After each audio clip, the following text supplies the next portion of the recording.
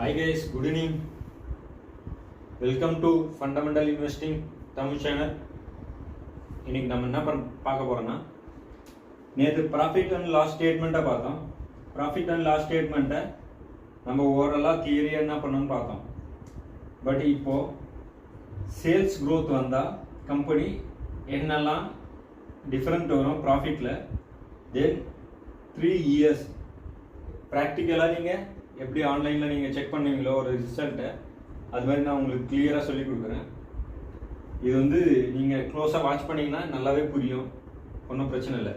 இங்கே பாருங்கள், ஒரு கம்பெனி 100 கோடி, இதில் 72 கோடி எக்ஸ்பென்ஸ் செலவாகிடுச்சு. அது செலவானது மீதும் 28 கோடி. 28 கோடியில் 100 கோடியில் 28 கோடி எத்தனை சதவீதம்? 28%. ஓகேங்களா? அதர் இன்கம் இது எங்கேருந்து வந்ததுன்னா, கம்பெனி வந்து செகண்டரியாக எங்கேயாச்சும் இன்வெஸ்ட் பண்ணியிருப்பாங்க, அதுலேருந்து காசு வருது. ஓகேங்களா? நெக்ஸ்ட்டு இவங்க கடன் வாங்கின காசு இன்ட்ரெஸ்ட் பே பண்ணுறாங்க 5 கோடி, டெப்ரிசியேஷன் 2. அப்போ 28 கோடி இங்கே இருக்குது. அதர் இன்கம் வந்துச்சு, இது ப்ளஸ் பண்ணணும். ஓகேங்களா? ஏன்னா இது வந்து செகண்டரி இன்கம் நம்மளுக்கு வந்து வந்துருக்கு இந்த குவார்ட்டரில். இதை வந்து நம்ம ப்ளஸ் பண்ணிக்கிறோம். 28 + 32ங்களா? அப்புறம் 32ல் இன்ட்ரெஸ்ட் லெஸ் பண்ணனா என்ன ஆகுது? இன்ட்ரெஸ்ட் லெஸ் பண்ணணும். ஏன்னா நம்ம வாங்கின கடனுக்கு நம்ம இன்ட்ரெஸ்ட் பே பண்ணுறோம். இன்ட்ரெஸ்ட் 5 crores லெஸ் பண்ணனா மறுபடியும் இது 28 ஆகிடும். ஓகேங்களா? 28. அப்புறம் டெப்ரிசியேஷன் 2 கோடி. 2 கோடி டெப்ரிசியேஷனுக்கு 28லேருந்து லெஸ் பண்ணனா 26.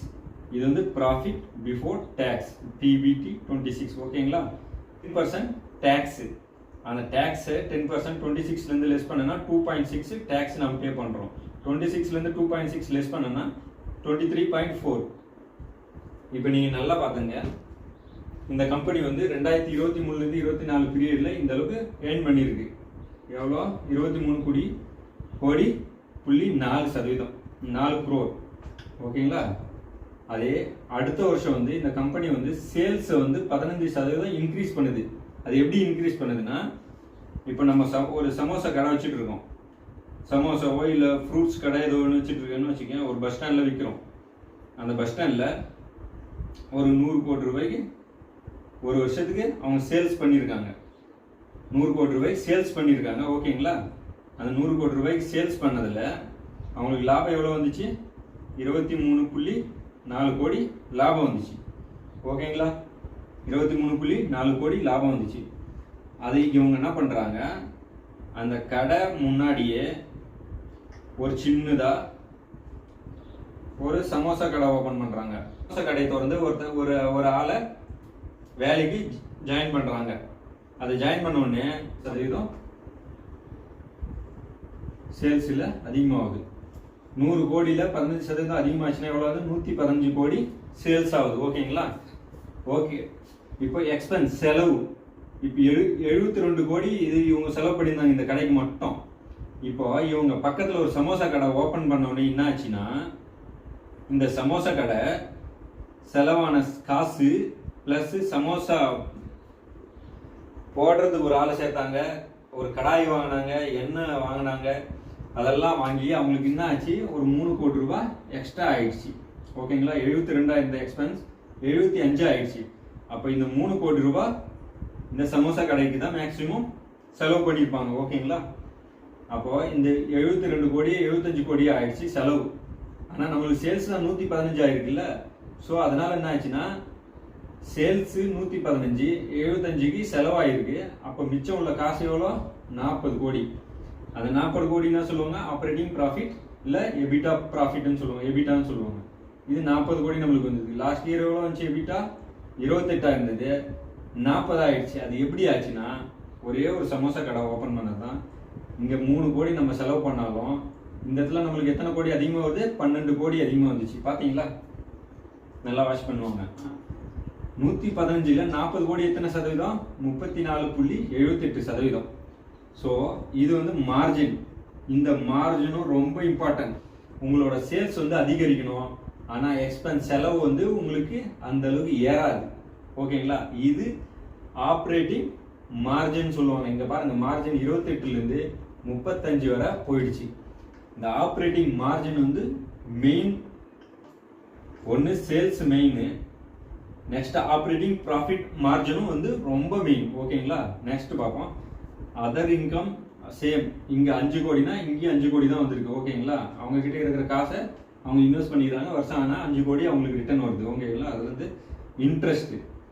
இவங்க வந்து 5 கோடி இங்கே செலவு பண்ணியிருக்காங்க, இன்ட்ரெஸ்டாக பே பண்ணியிருக்காங்க. ஆனால் இங்கே வந்து 7 கோடி பே பண்ணுறாங்க. ஏன்னா இவங்க வந்து 100 கோடிக்கு போன வருஷம் பிஸ்னஸ் பண்ணாங்க. இப்போ எவ்வளோ பிஸ்னஸ் பண்ணுறாங்க? 115 பிஸ்னஸ் பண்ணுறாங்க. அப்போது 115 பிஸ்னஸ் பண்ணோன்னா இவங்க கடன் வந்து எங்கேயாச்சும் அதிகமாக வாங்கியிருப்பாங்க. அந்த கடனுக்கு இப்போது ஒரு 10 கோடி எக்ஸ்ட்ரா வாங்கினாங்கன்னு வச்சுக்கோங்க கடனா, அதில் வந்து இவங்களுக்கு வந்து 7 கோடி வந்து இன்ட்ரெஸ்டாக பே பண்ணுறோம். அதே டெப்ரிசியேஷன் இங்கே 2 கோடி ஆச்சு. டெப்ரிசியேஷன் இந்த கடைக்கு இவங்க தேவையான சேர் ஃபேனு அதெல்லாம் வாங்க வச்சு இவங்களுக்கு அது 3 கோடி ஆகுது. ஓகேங்களா, டெப்ரிசியேஷன் 1 கோடி அதிகமாகிடுச்சு. இப்போ ப்ராஃபிட் பிஃபோர் டேக்ஸ் இங்கே பாருங்கள், இது எந்த அளவுக்கு ஒர்க் ஆகுதுன்னு பாருங்கள். ஓகேங்களா, இப்போ 115 கோடியில் 75 கோடி செலவு பண்ணிட்டாங்க. ஆனால் 40 கோடி உங்களுக்கு ப்ராஃபிட்டு, இந்த எபிட்டா அந்த ஆப்ரேட்டிங் ப்ராஃபிட். இந்த 40 கோடியில் 5 கோடி அதர் இன்கம் வந்துச்சு, 45 ஆயிடுச்சுங்களா, ப்ளஸ் பண்ணணும், அதர் இன்கம் ப்ளஸ் பண்ணணும். ஓகேங்களா, நெக்ஸ்ட் இன்ட்ரெஸ்ட் வந்து 7 கோடி ஆயிடுச்சு. 45ல் 7 லெஸ் பண்ணால் எவ்வளோ ஆகுது? 38 ப்ளஸ் டெப்ரிசியேஷன் 3 லெஸ் பண்ணணும். 3 லெஸ் பண்ணால் என்ன ஆகுது? 35. அப்போ ப்ராஃபிட் பிஃபோர் டேக்ஸ் வந்து எவ்வளோங்க? 35. ஆனால் லாஸ்ட் இயர் எவ்வளோ? 26. 26லேருந்து 35, 9 கோடி அதிகமாக இருக்குது. ஓகேங்களா, 9 கோடி அதிகமாக இருக்குது இதில். நெக்ஸ்ட்டு அதே 10% டேக்ஸு. அந்த 10%ல் 35ல் 10% டேக்ஸ் போச்சுன்னா 3.5 கோடி போச்சுன்னா 31.5 கோடி. நெக்ஸ்ட் டைம் இப்போது கரண்ட் இயர் நடக்குது. கரண்ட் இயரில் ஆக்சுவலாக இது டிடிஎம்னு எதை சொல்லுவாங்கன்னா last 4 quarter. TDM last 4 quarter. ஓகேங்களா, லாஸ்ட் 4 குவார்ட்டரை டிடிஎம்னு சொல்லுவாங்க. இப்போ பாருங்க, இவங்க என்ன பண்ணாங்க, ஒரு சமோசா கடையை ஓப்பன் பண்ணி 115 கோடிக்கு சேல்ஸ் பண்ண ஆரம்பிச்சிட்டாங்க. இப்போ என்ன பண்ணுறாங்க, அங்கே பழைய பஸ் ஸ்டாண்ட் இது. ஓகேங்களா, இது வந்து பழைய பஸ் ஸ்டாண்டு.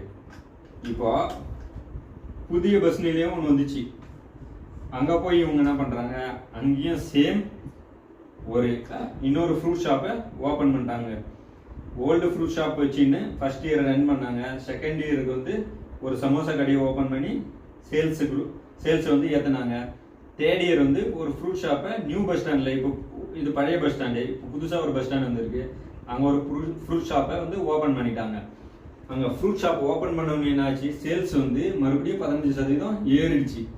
எப்படி ஏறிச்சுன்னா, ஃப்ரூட் ஷாப் ஓப்பன் பண்ணோடனே இங்கே ஆல்ரெடி 100 கோடி சேல்ஸ் பண்ணிச்சுங்க, இங்கே வந்தோடனே 15 கோடி சமோசா கடை சேல்ஸ் பண்ணிச்சு. ஓகேங்களா, இப்போ இந்த சமோசா கடை 15 கோடி சேல்ஸ் பண்ணதில் இப்போ புதுசாக நியூ பஸ் ஸ்டாண்டில் ஒரு ஃப்ரூட் ஷாப் வச்ச உடனே இங்கே மறுபடியும் 17 கோடிக்கு உங்களுக்கு சேல்ஸ் வந்து க்ரோத் ஆகிடுச்சு. அது எத்தனை பர்சன்ட்னா 15% ஏறிட்டே போகுது. ஓகேங்களா, இப்போ 15% ஏறிச்சு.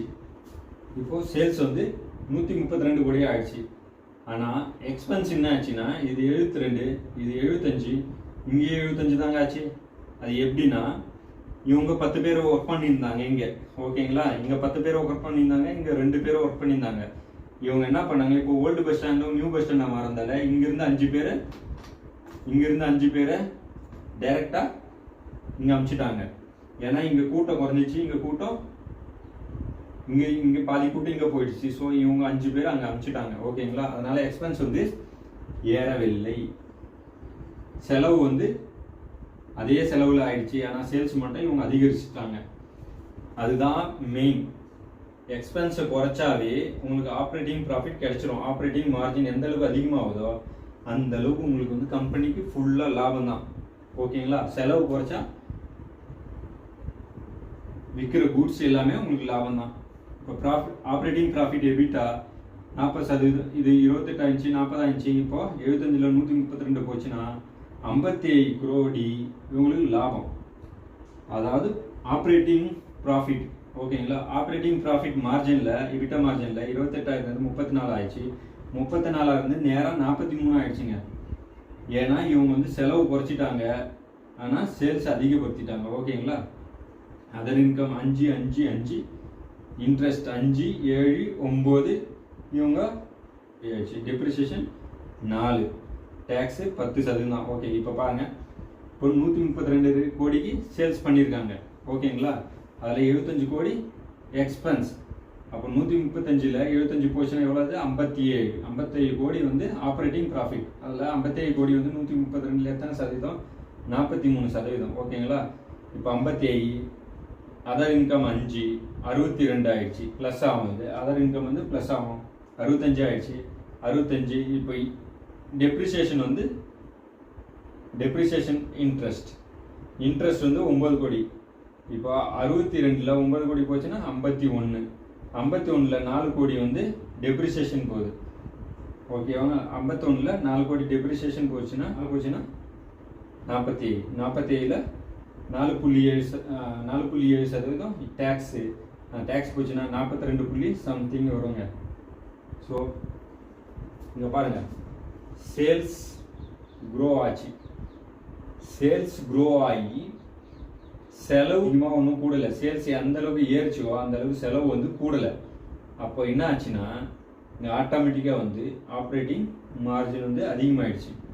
ஆப்ரேட்டிங் மார்ஜின் அதிகமான உடனே இவங்களுக்கு பிஏடி என்ன ஆகுது? 23, 31, 42 அப்படின்னு சொல்லிட்டு ப்ராஃபிட் இன்க்ரீஸ் ஆகிட்டே போகுதுங்க. இப்போ பாருங்கள், ஃபைனலாக பாருங்கள், நம்ம சேல்ஸ் க்ரோத் வந்து 15% தான் இன்க்ரீஸ் ஆச்சு. ஆனால் எக்ஸ்பென்ஸ் நம்ம கான்ஸ்டண்ட்டாக வைக்கிறதால நம்மளோட ப்ராஃபிட் எவ்வளோ இன்க்ரீஸ் ஆச்சுங்க?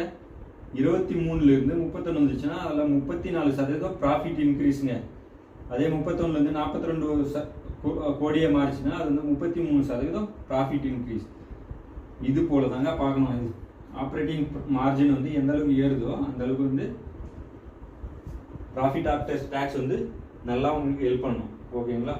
இன்னைக்கு கிளாஸ் நம்ம இதோட கம்ப்ளீட் பண்ணலாம். இது உங்களுக்கு புரிஞ்சிருக்குன்னு நினைக்கிறேன். புரியாதவங்க எனக்கு கமெண்டில் ரிப்ளை பண்ணுங்கள். கண்டிப்பாக நான் பர்டிகுலராக நீங்கள் எந்த இடத்துல உங்களுக்கு புரியலையோ அந்த இடத்துல நான் சொல்லி கொடுக்குறேன். ஓகேங்களா? ஓகே கேஸ், இந்த வீடியோ உங்களுக்கு பிடிச்சிருந்தா like, share and subscribe the channel.